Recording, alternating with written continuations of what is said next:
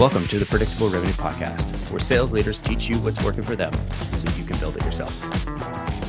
This episode of the Predictable Revenue Podcast is brought to you by our sales coaching and consulting services. Are you looking to create repeatable, scalable, and predictable revenue? We've helped thousands of companies grow their business with tailored expert advice backed by testing to ensure they establish the best practices that will work for them. Head over to bit.ly/predictable coaching to learn more. Welcome back to the Predictable Revenue Podcast. I'm your host, Collin Stewart. Today, I'm joined by Lee Salz, and I'm super excited to have this conversation. Lee is a sales management strategist and best-selling author of 6 business books, the 7th one coming shortly. Lee, welcome to the show. Thank you, Collin. Great to be here. I'm really happy to have you here. I've read a couple of your books, especially the red one right behind you there. Yes. I mean, for those looking, it's the one just over his shoulder. I know there's a bunch of red books behind you. Oh, you mean sales differentiation? You mean this one? Oh, shameless plug. I love it.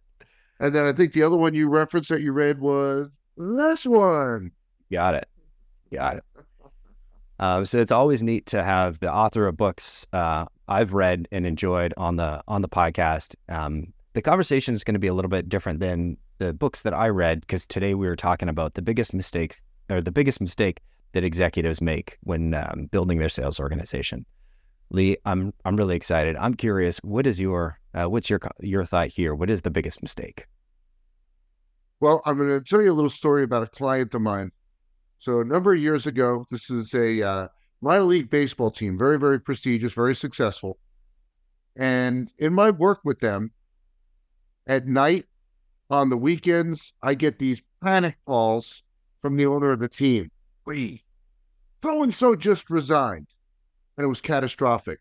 I don't know if you know about the sales world in minor league baseball, but you don't make a lot of money. The hours are brutal.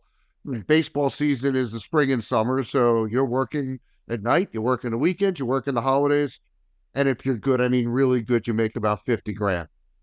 So these are not career positions. Kind of neat after college, say, hey, I can get a job selling for a professional baseball team. So you do that for a while, and then you say, you know what, I kind of want to have a family, I want to buy a house and those things, and they wind up moving on. So the turnover in that world is unfixable. That's just a part of the business. But the flaw that they had, and I see this all the time in various sales organizations, is that they are people-based. So I could look at each of the vertical markets that they served, and it looked like an EKG report. I could see when someone left and a new person came in. So the results were like this. What we need if we're going to grow a company is this. And so, like I said, I see this all the time. People-based versus process-based.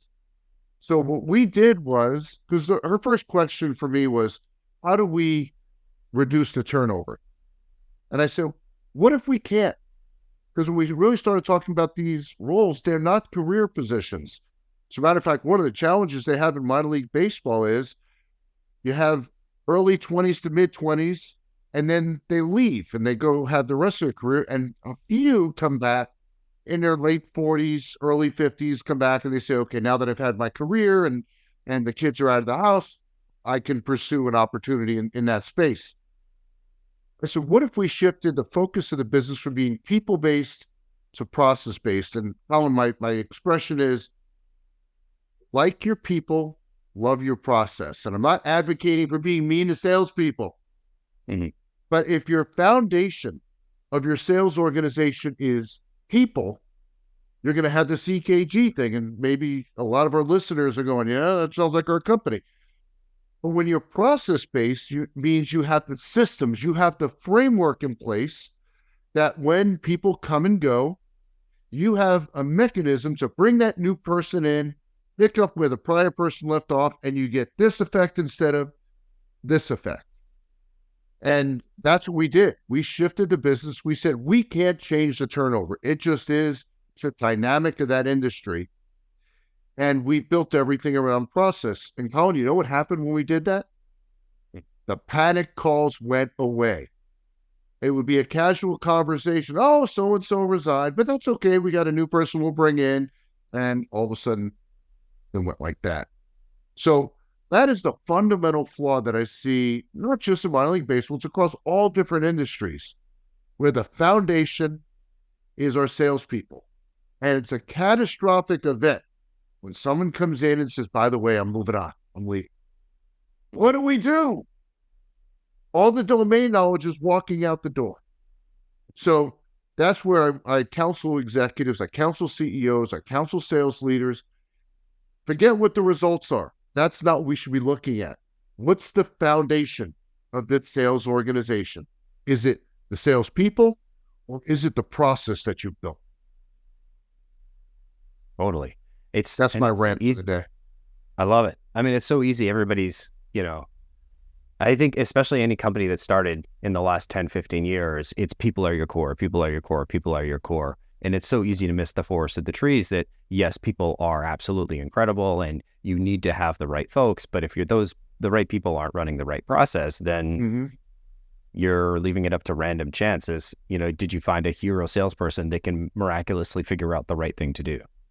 Exactly. So let me take it a step further. One of my CEO clients has a great line, so I can't take credit for this. He goes, there's the business that happens to us and the business we make happen. Most business owners, executive sales leaders, and even salespeople can't distinguish between those circumstances. So when there are economic tailwinds and the results are really good, we get this false sense of security. We become complacent with the sales organization and we don't recognize the need for strategy and process. Then all of a sudden we hit economic headwinds and the results start to slip and panic sets in. And it becomes painfully apparent that the sales organization lacks the framework to produce the desired sales results. So when things are really good, executives say, well, we don't need to invest in the sales organization. Everything's clicking along. We're fine. And then they hit these headwinds and they go, well, we got to bring in a sales trainer. Like a sales trainer has a magic wand. They're going to come in for a day, work with the team, and all fixed. That's not going to happen. Not going to happen. As you know, and you said in the intro, I'm not a sales trainer. When I get a phone call from an executive asking me about sales training, so what are you hoping a sales trainer is going to do? And it is that magic wand effect. What's missing is the reinforcement material. Like, do you have a playbook in place? Playbook? Yeah, an actual documented strategy with tools for your salespeople to deliver the results that you're looking for. No, we don't have anything like that.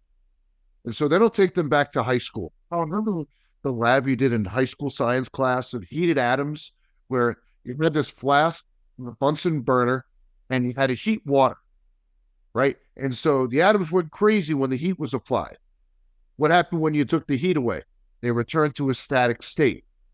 So if you're going to bring anyone into the organization, if you don't have that foundation of a playbook in place, the same thing is going to happen. Person comes in a day, 2 days, whatever it is, gets everybody all fired up, that bouncing off the walls, just like the heated atoms. And then that person goes away. And they go back to what they were doing before. Wasted money. So you want to make sure when you have that type of event that you don't have the heated atoms effect where they're bouncing off the walls. It's channeled. They're getting tools, skills, and motivation to go in a particular direction that you prescribed, and then it's reinforced by a playbook.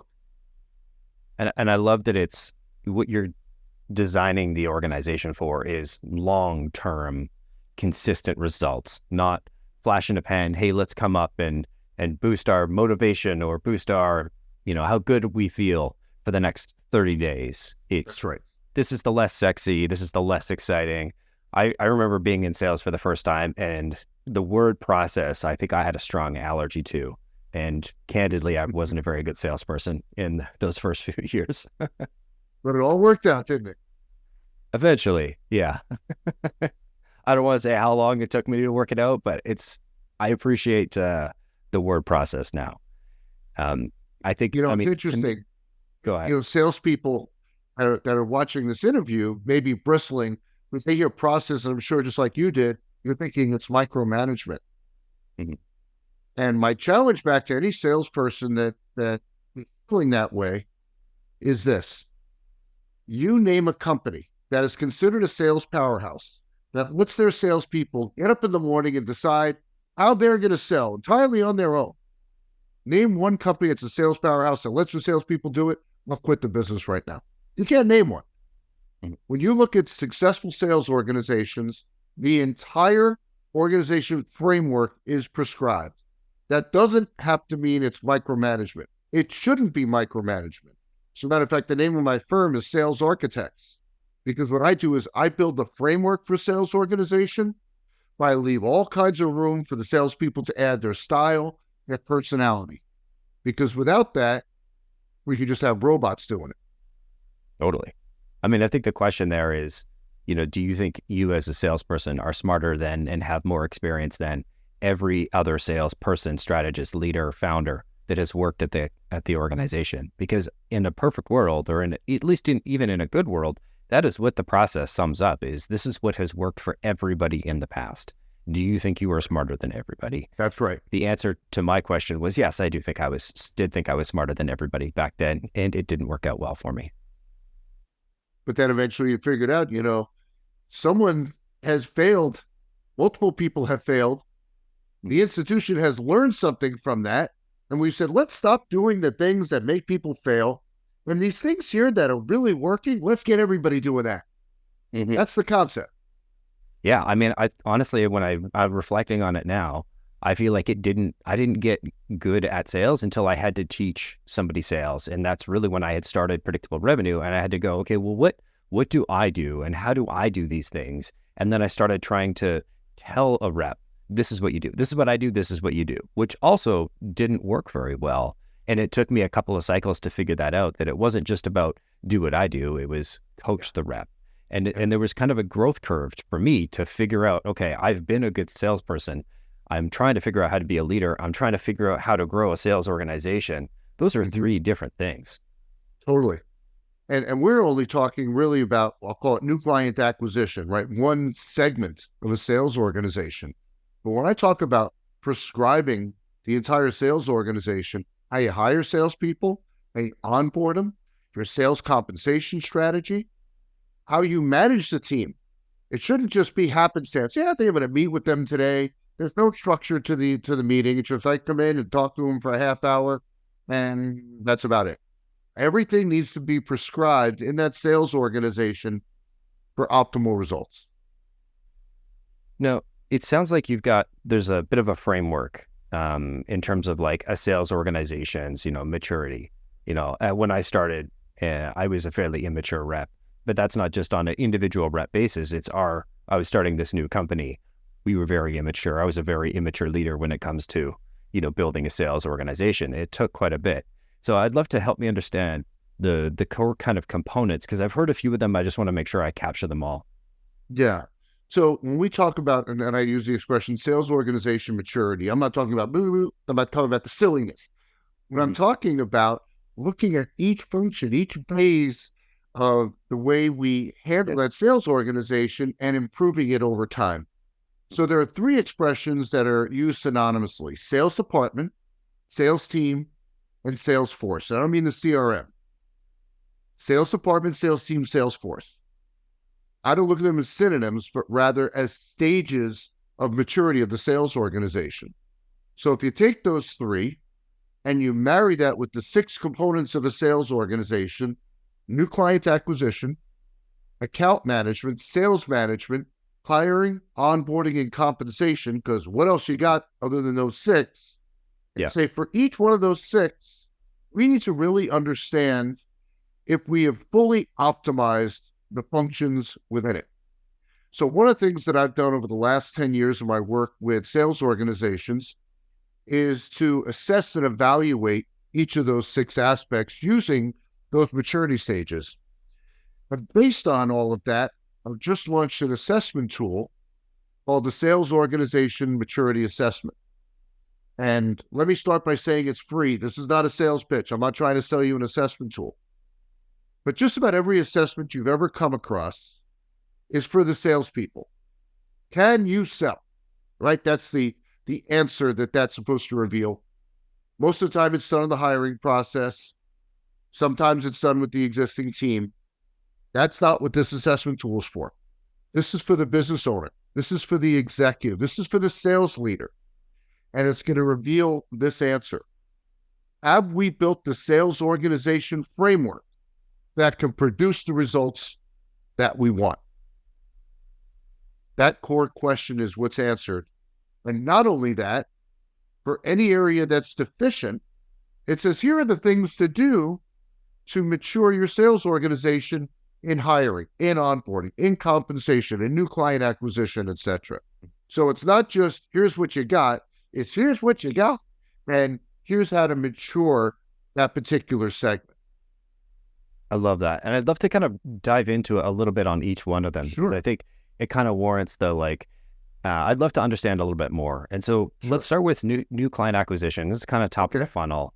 Help me understand. I mean, it's fairly obvious. I'd love to understand, what you mean by new client acquisition and then what the maturation process looks like. Sure. So if you think of the early stages, like most of the time, a sales organization starts with the sales department. You hire one salesperson, you hire two, you're back to one, you hire a couple more, a lot of turnover. Mm-hmm. From a new client acquisition perspective, you've just kind of said, go sell for me.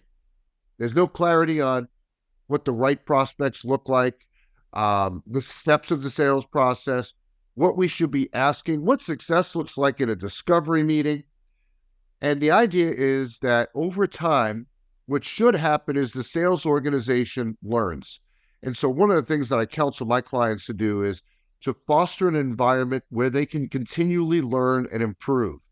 Because if that's not there, those best practices are not going to get surfaced, and therefore they're not going to be able to mature at the levels that they really desire.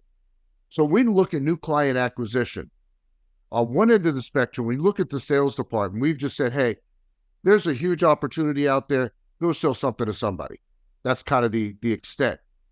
The far other end, when we say we have a sales force, we have consistent results, winning prices at price points that we desire, there is a documented process for new client acquisition, from the way that we prospect, when we get the meeting, how we handle that initial meeting, and every step until that deal goes into, or I should say, comes to fruition. The company and the salespeople have clarity around its differentiators. And it's one thing to internalize it, which is great, but at the Salesforce stage, you're able to get someone on the other side of the desk just as excited about those differentiators as you are. Because if you can't, the only conversation you're going to have is price. And unless you're the low price provider, that's not good news. So those are some examples of what I mean when we look at that maturation process. So starting at one end, saying, okay, I hired a couple of salespeople, I'm hoping for the best, to having a systemic approach to new client acquisition. We've got a game plan. We understand what our differentiators are. We have a way that we prospect, a way we handle discovery, a way we handle a presentation, a way that we handle a demo, a way that we handle a trial, again, as is appropriate on a per client basis. Everything is laid out so that there is a consistent methodology to it. I love that. I want to move on to the next one, but before I do, with new client acquisition, I'm curious from your experience when you're working with clients, what's the biggest thing, or what's the most common thing that people are missing? As opposed to, like, not just the whole process, but if you're to dig into the process, is there one part where you're like, nobody does this and it's killing them? So one of the things you didn't mention at the outset is I'm a sales contrarian. There is something that you've heard about, a tool, if you will, called an ideal client profile. And I tell salespeople that's the worst thing you could ever have. The reason is, an ideal client profile says if all the stars were to align, this is the kind of business we'd love to have. It's like a lottery ticket. It's a 1 in a gazillion chance that you're ever going to stumble across it. Mm-hmm. But what every salesperson should have is a target client profile. And this isn't wordplay. Target client profile says this is who will perceive meaningful value in what we offer. And every sales minute, every business development minute should be invested in the pursuit of those opportunities. And actually, I'm going to share with you a domain, Collin. It's going to be hard to remember, so you may want to write it down. If you go to targetclientprofile.com, you can actually download a template. Again, it's free. And there's 9 components to it. but it'll give you such clarity on who will perceive meaningful value in what you're selling. I'll give you an example. I'm a competitive power lifter. And in 2004, when I moved to Minneapolis, one of the first things I did was join a gym. So I joined Lifetime Fitness. And it was me, my wife, my 3 kids who were very young at the time. They had a wonderful kids program there, basketball courts, indoor, outdoor pools, everything. $150 a month. This was fantastic. And was a member there for about 18 years. And my kids got older, as kids tend to do, and they left the nest. So now it's just me and my wife. I don't play basketball. I don't use the pools. You can kind of see where this is going. I don't have a need for the kids program, and it's $150 a month. Crunch Fitness opened here. The top level membership is $29 a month. It's a gym. It's equipment, which is all I want. That's all I'm using. So I left Lifetime and I switched to Crunch. And they were sad to see me go, but they didn't try to keep me because they recognized I didn't fit the profile of their target client. They recognized that I would never perceive enough meaningful value to pay $150 a month to go there because my needs had changed. They didn't try to fight it. And I find salespeople, one of the big reasons why the price issue comes up is because we lack clarity on who will perceive meaningful value in what we're selling. So your question was, what do I find sales organizations missing and how we go from that sales department to team to the sales force is that clarity.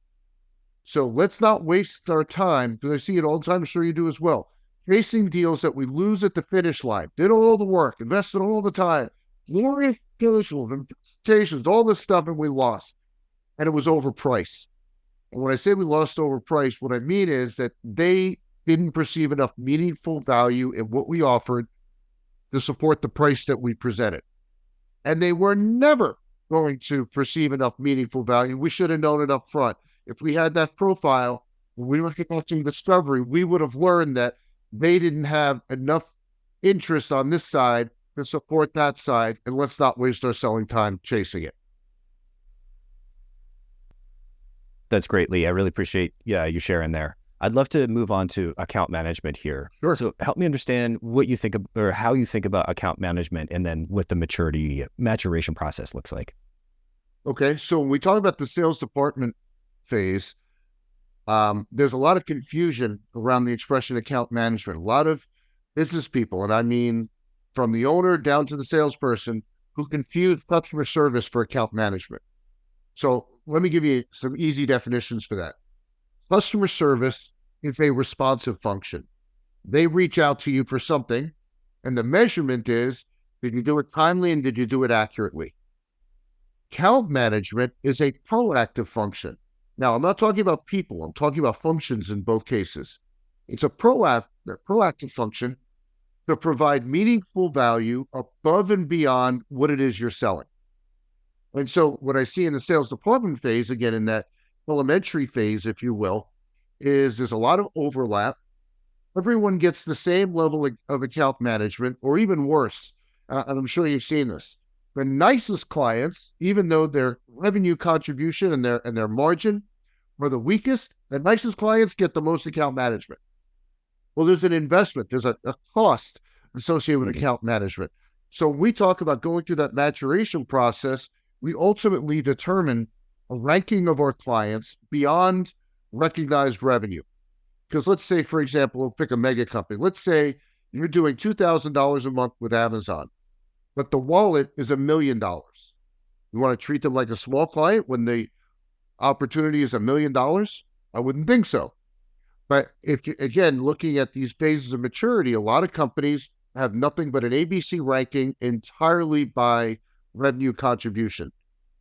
And if you do that, the flaw is when you're not looking at the percentage of the wallet, there's other aspects you're missing, and you treat a small client that could be a huge client, a mega client, in ways that you shouldn't. So that's what I mean when I'm talking about account management. It should be prescribed based on several factors of contribution, revenue being one of them, percentage of the wallet that you could achieve is another, the alignment between your target clients and what their needs are. A lot of times I see that we're unprofitable with a client because we never should have brought them in. What their requirements are in excess of what we should be doing. And therefore, we look at the client and go, wow, we're losing money on this. Well, yeah, because you priced it based on someone that's your target client, and they really don't fit that profile. Interesting. I love the customer service they exist to serve the customers just by definition, that they are reactive and account management is proactive. I'd never quite considered it that way. Yeah, I draw a straight line there. And again, I'm not talking about people. If you're the salesperson and a client is making a request of you, you are performing a customer service function, and your measure is going to be, did you do it timely? Did you do it accurately? You can't confuse that for account management. You will not retain clients based on customer service. You need account management because that's additional value beyond what you're providing if you want to keep the competition locked out. I'd love your thoughts on where you see and it's kind of a newish title or department title, customer success. What are your thoughts? Because to me, it seems like a blend, but I'm curious, where does it land for you? Every organization takes that title and it means a gazillion different things. If they were asking me about how to scope it, I'd push back and I'd give that same definition of customer service versus account management and understand what their vision is. And they may say it needs to be a blend of both. Okay, then we need to make sure there's attention to both. Or they may say it's just on the responsive side. So, and that's one of the biggest challenges in this space is you find someone, VP of sales, they manage 2,000 people. Another VP of sales, they're a bag carrier. They're a salesperson. They just have a nice big title. Yeah. So that's, I don't get caught up in titles. I focus more on the function. Totally understand. I was a sales manager 20 years ago. Did I have any direct reports? Not really. There you go. I want to talk about sales management. Sure. What does the maturation process look like here? I feel like this has got to be one of the biggest gaps that we see because from my experience, there's a strong lack of sales management training. And I mean, there's no sales management. I shouldn't say there's no sales management school, but you don't really go through this in school. I was lucky enough to go through, and I had sales classes in school, but it's hard enough. Like that's not in college is not the right place to teach sales management, at least to a new college student, because I didn't have the ability to absorb anything that I was going to learn. You didn't appreciate it until you'd actually been in the field, right? And been in the environment. So to learn sales management when you're 20 years old in college, not going to be overly helpful to you. No. So again, talking about that maturation process, sales department, there's someone that's providing sales management functions. Again, I'm not talking about people. I'm talking about the function of sales management. So occasionally we meet with the salespeople for some kind of a meeting. What we talk about is everything from the weather to I lost the deal to maybe it's talking about a forecast. And that may or may not happen with any level of frequency. When we look at employee engagement, the early stages, there really isn't that consideration. Pipeline management. So we talk about forecasts. So again, at one end of the spectrum, you need to go in the CRM and you need to forecast your deals. So I forecast a deal at 50%. You know, the weatherman and the salesperson have the same likelihood of being right because at least the weatherman has some science, right, to base theirs. We tell a salesperson, just put a percentage on it. So everybody puts a percentage on it, and 50% of chance of rain means it may or may not rain. 50% chance of a deal means I may or may not get the deal, right? Just as likely. But when we talk about getting to that sales force level, we've actually put a framework in place for pipeline management, for forecasting, where there's defined stages of the new client acquisition process. There are probabilities associated with those stages. There's definitions of those stages. There are advancement steps on how you move from one stage to the next. So those are two ends of that extreme spectrum of being in a sales department to being in a sales force when you look at it from a forecasting perspective. Goals. So when you have a sales department, you're like, you know what? Your goal is $1 million. No logic, no science, no rationale. It's just a nice round number. And we really could use $1 million. When you have a sales force, you're able to sit down with that salesperson and show them the roadmap and how they produce $1 million. It's built into some kind of logic that they can understand and be held accountable for achieving. So those are some segments on the sales management side. Gotcha. I'm curious on learning the sales management side, where's your favorite, what would be your advice to somebody who's listening to this episode right now going, I'm new into sales management, which books of Lee should I read? Which courses should I take? Where should I look for additional resources? So on hiring and onboarding, I wrote a book called Hire Right, Hire Profits, available on Amazon. There's a new book, my buddy Mike Weinberg, that's out. Have you seen it? Yeah, so he has one for the new sales manager. It just came out about a month and a half ago. So if you're new to sales management, I'd suggest picking that one up. Nice. I read Sales Management Simplified, which was, I think it came out a few years ago. Yeah. And this is, I don't even have it here. Let's see. No, I don't have it handy, but yeah, that's a great one for the new sales I'll track manager. it down and I'll throw a link in the show notes. Wonderful. First time sales manager. There it is. There it is. Yep. Love it. It's going in the show notes along with Assess My Sales and targetclientprofile.com. Perfect. So if we move on to hiring, which is something that, it's part of sales management, but it's really, a separate process of it. So It is. What does that look like from a maturity perspective? So I told you I'm a sales contrarian, so I'm going to go out on a ledge here. I don't believe in this entity called a great salesperson. I always get looked at with a jaded eye, and I say, I have prove it. How many of these so-called great salespeople have you hired? Great track record, strong resume, polished look. Have you hired and they failed in your company? If you believe in great salespeople, then you also must sign up for one of two of the following.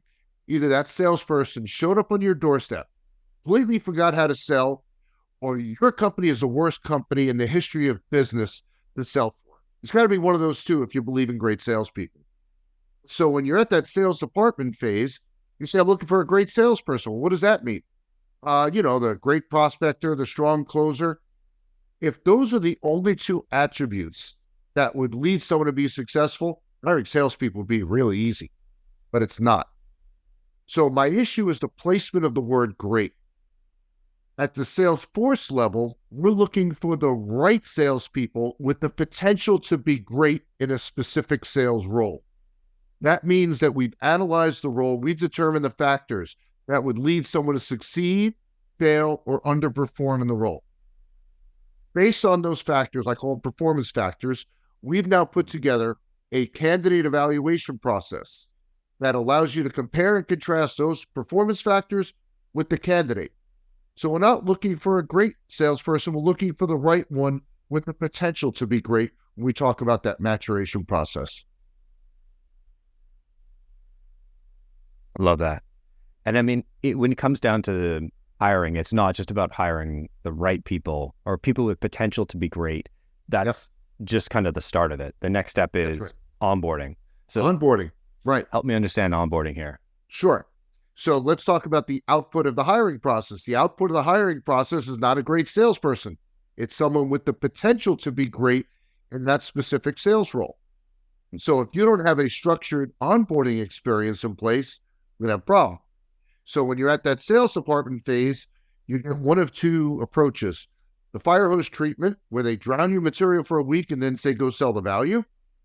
Or what I call phone book onboarding. I'm dating myself a little bit, where they just throw the phone book at you and say, you're a great salesperson, go sell. Mm-hmm. That's what happens at the sales department phase. And you'd be shocked. Even today, those two approaches are very, very prevalent in small and mid-sized companies. The larger companies have figured out you not need to have a structured sales onboarding experience. So when we talk about getting to that sales force stage, that we've analyzed the role and we said, okay, imagine this salesperson has successfully completed our onboarding program. And I said successfully, which means that they're now ready to go sell. So I have expectations of that individual since we said they've successfully completed onboarding. What are those expectations? What is it we'd expect them to know? be able to use on behalf of the company. So know is information like product knowledge, the competitive landscape. Do is an action like conduct a discovery meeting or deliver a presentation. Use refers to systems or tools like a CRM. So once we know what success looks like, we reverse engineer it and say, okay, I know what they have to master to be successful in the role. How are they going to learn it? And here's the piece that's missing so often. There's an expression, you've heard it. New hire sales training, right? You've heard the expression? That means we have all information going this way. Let's keep giving them stuff. Nothing coming back the other way. And when we talk about being in the Salesforce stage, we are assessing that individual throughout. We may have been duped somehow in the hiring process. Maybe we made a poor decision. The second bite of the apple that we get is an onboarding. So if we say the expectation is, in that do category, that they're going to be able to conduct a discovery meeting adeptly, great. Let's have them do it in our offices before we send them out in the field. Let's test them. We provided all this guidance. We provided all this information. We provided all this training. Let's see if it's stuck. I expect them to know all this information about the problems. Great. Let's give them a written exam and see if they truly do know the product. I'll tell you what, having this step, you talk about what organizations are missing, the assessment file. And I'm not talking about the assessment like we're talking about with assessmysales.com. I'm talking about seeing if the information and training you provided has stuck. Because once they go out in the field, it's going to take a year to years until you figure out there's a deficiency. But if you're providing that assessment phase and you're evaluating them, seeing how much mastery they have, you can identify gaps and provide that additional training as needed. Or if it's so extreme, you can say, you know what, I thought this was the right person, and they're not. And when you start looking at the cost of a salesperson, I actually have a calculator. I'll give you another link to put in. Salespersonprofitabilitycalculator.com. You go to that website. What's that? Links. You got the best links. Thank you. And so that forwards to a page on my website. No options or anything to fill out. Just plug in, okay, here's the monthly salary for a salesperson. Here's the monthly cost of the salesperson to the business. This is when we think they'll produce enough revenue to cover that monthly salary. This is when I think they'll cover enough revenue to cover their monthly cost. Then you start looking at conversion, right? I'm paying the salary every single month. In what month will they generate enough revenue to cover all the salary that's been paid out? Same question now relative to cost. Mm-hmm. Then the last piece of it is you look at the profit of what they're selling. In what month will they produce enough revenue, meaning the profit associated with it, to cover their salary, and then the same thing, the monthly cost. And that's where, again, sales organizations were not looking at that. Well, let's just hire some salespeople, hope for the best. But when you start looking at the financial impact cost of a salesperson, you start saying, you know what? We need to be smarter in onboarding. We need to make sure that they are truly proficient and invest in a boot camp approach so that when they graduate and we say, go sell, the results are going to be produced at the levels that we're looking for. Worst case scenario is we only provided training. We didn't assess or evaluate their knowledge and skills. And now they're into the job 18 months and we're tapping them on the shoulder and saying, yeah, this just didn't work out. All sunk costs. We don't get a do-over in sales. Yeah. I love the assess or the challenge or the test phase because it does seem like so much training. It's so easy to build a training or an onboarding guide, and it's all about the new hire. This is what you're going to do. This is what you're going to do. It's not about what I, as the manager, am going to do to, one, support you, two, to make sure that you have this knowledge before you go out into the field. The theme in my book, Hire Right, Higher Profits, I don't call them a new hire. I call them a revenue investment. Well, that's what they are, right? When you invest in a trade show, you're doing that for one purpose, to drive revenue. Why do you have a salesperson on the team? To drive revenue. So it's an investment. And if you look at it through that lens, you're going to see, okay, this is what I need to do. This is what I need to do. It's not about what I, as the manager, am going to do. This is what you're going to do. It's not about what I, as the manager, am going to do. It's all about the new hire. When you invest in a trade show, you're doing that for one purpose, to drive revenue. So it's an investment. And if you look at it through that lens, How you hire, how you onboard, how you compensate, how you manage is completely different. 100%. Yeah, I hadn't considered it that way, but it is. Yeah, I'd never considered, or I hadn't framed it up in my head that way, that you're investing in you're buying a stock and the dividend's going to be X, but you got to pay into it for a certain period That's of right. time. I like that. So when we talk about that investment, you are, as the CEO, you're the sole investor in that salesperson's business. Mm-hmm. So we talk about how do we manage them? Well, you manage them as you would any investment that you make. Put together a business plan, sales business plan. And you don't give them a blank sheet of paper, you give them a template. I have all kinds of templates that I've provided to clients over the years. And I have to buy into it. I have to believe that I'm going to see a return on the investment that I'm making. So how do we manage the salespeople afterwards? If I buy into the plan that you've produced, we're just getting together periodically to see your performance relative to that plan. We're not talking about micromanagement. We're not talking about macro management. It's I'm making an investment. Are we going down the path that I'm going to see the return that I'm looking for?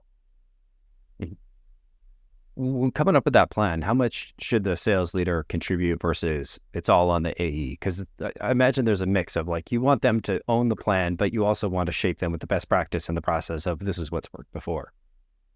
Yeah, so I believe in providing a wizard, not a blank canvas. So the role of the sales leader and even the executive team is to put together a wizard format, questions, if you will, asking for not 3-word answers, but nice narrative responses. And it finishes with, what do you need from me as your manager and from the organization overall to hit your number? Love that. One of my least favorite things that I see in sales, and I get people reaching out to me and say, hey, can you share this job posting around? Or I know you're in sales. I know you know people in sales. Do you know anybody that's a fit? Right. And the one that just makes me, that's nails on a chalkboard, is when I run into a founder that's trying to de-risk the sales investment by asking people to only take 100% commission. Yeah. What are your thoughts? You know what? Every sales role is different, but this leads us to a conversation around sales compensation, which is the sixth component of a sales organization. I'm gonna read you or share with you an expression. You fill in the blank. You're only as good as your blank sale. What would you put in that blank? You're only as good as your blank sale. What's the sales expression there? What do I think the expression is, or what would I say? No, what do you think the expression is? It's been around forever. Oh, you're only as good as your last sale. Your worst expression in business, you're only as good as your last sale. No one cares about yesterday. If you've ever bought and sold a business, it's around what's coming, what's in the pipeline. And the flaw in sales compensation is that we only pay for yesterday's news. We don't have any investment on the activities and behaviors that will keep the pipeline healthy and going forward. So again, when we're looking at this assessment tool, there's a couple of things that this is going to bring out.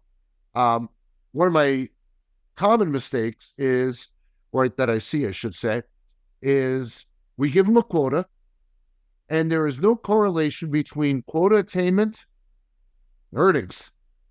I remember this one client, all the salespeople had quotas, but there was no connection between quota attainment and earnings. So when I first started working with the client, I asked each salesperson, how are you doing relative to your goal? And each one of them said, I'm not really sure. Then I sat down with the executive team. How and every executive could say to a person, oh, Lee is at this percentage of goal.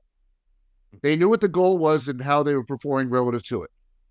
So if you're not going to connect income with quota attainment, don't even bother giving you a quota because it's background noise. They're not going to pay any attention to it. So again, those are things that the assessment is going to bring out. Making sure that there is alignment between the plan, how we're paying people, and the objectives of the business. Boy, we really want to get our new product out there in the market, but we're just paying for gross revenue that comes in, sell anything you want. Okay, well, you have an objective that's over here and a compensation plan that's over there, and guess what? Nothing good's going to come from that. So when it comes down to commission, your thoughts are on you're paying purely on quota attainment, or is it a multi-factor? There's a couple of components. So usually there's a base salary involved. So we talk about commissions. I'm not a fan in most cases, unless again tied to business objectives, of giving a flat percentage. So let's say 5%. If your goal is to pay them at 5%, you want to pay them at 5% if they achieve 100% of their number. But if they're short, you feel it as an executive, the company feels the shortfall, they should feel the pain as well. So if they're at 85%, maybe you're paying at 4%. But you can make them whole if they're at 100%. So you pay them 5% there and that 1% delta. You can certainly do that. But then I have a concept called the Sales Behavioral Objective Program. So there used to be something in the 70s and 80s called the Management by Objective. This is a Sales Behavioral Objective, SBO, where we both have skin in the game, the salesperson and the executive team. We identify the activities and behaviors that lead to sales. And we are going to pay a bonus based on achievement of those activities and behaviors. So some of our listeners will probably say, wait a minute, I only pay for results. I get it, but you can't do anything about results. But there's a lot you can do to drive the activities and behaviors that get you those results. So let's make sure we have the seller's attention on the right activities and behaviors that we've identified as a company. So if you're having this number of meetings per month, we know this is going to convert at this ratio with a mean deal size of this. We're going to be at this number. Cool. Everybody's happy. So we opened with a conversation about the minor league baseball team. So I'm not talking about selling individual tickets. I'm talking about suites. I'm talking about ticket packages, season tickets, all of that. So one of the things that we determined as a driving factor was discovery meetings in person. And we noticed if there was an in-person meeting, particularly at the stadium, the deal was like 95% going to happen. It was that high. And if we had it at their office, it was something like 80%. Still very, very high. So we managed the team, the sales team, sales organization, if you will, to that one metric. Every salesperson on the team had an in-person discovery meeting number. And we knew if they hit that number, revenue would take care of itself. We didn't even look at revenue. Didn't worry about it. We focused on that metric because we couldn't do anything about the revenue. We could yell and scream, but nothing was going to change that. But we knew if we hit this metric every week, and it took that level of diligence, every week, the revenue took care of itself. And that's what that SBO is designed to do. So we held them accountable. We bonused them based on achievement of that metric. And of course, they got a commission as the deals came to fruition. But I always want to have their attention, not just on today and yesterday. I want them thinking about tomorrow. You ever seen the sales EKG effect? You familiar with that? No. Okay. So salesperson does the right things, lands a piece of business, gets a fat commission check. Lazy. And eventually a sales manager comes along and says, hey, Collin, you got to start doing those right things again. Okay. Start doing the right things, land a piece of business, fat commission check. Lazy. And the cycle just keeps repeating itself over and over and over again. But if you say it's not you're only as good as your last sale, you're only as good as your next sale, and you're compensating your people that way, instead of having this, you have this. And all of this, when they go to assessmysales.com and complete that sales organization maturity assessment, it's going to help them to see where they have blind spots. That's been the biggest feedback that I've gotten from this is sales leaders reaching out to me saying, I didn't realize I had this blind spot. And not only does it tell them this is where you have some issues, here's what to do to mature your sales organization. Plus, after they complete it, there's a little form. I'm offering a complimentary consultation for anybody that completes it that genuinely wants to know what they need to do to mature their sales organization. I love it. I've got a ton of links here. I'll throw them all in the show notes. Lee, I really appreciate you coming on. If somebody, I guess it sounds like the best way to get some of your time is to complete the assessment. But if somebody wants to skip ahead and reach out and they talk can do about that. something. Yep. They can also go to my website, which is Sales Architects, and that's plural, salesarchitects.com. Plenty of content there, plenty of tools there. And of course, you can connect with me there as well. You also can reach out to me on LinkedIn. Love it. I'm going to have all these links in the show notes. Lee, thank you so much for coming on the show. Collin, thank you so much for having me. It's been a pleasure. And thanks to everybody for listening. We'll see you all next week.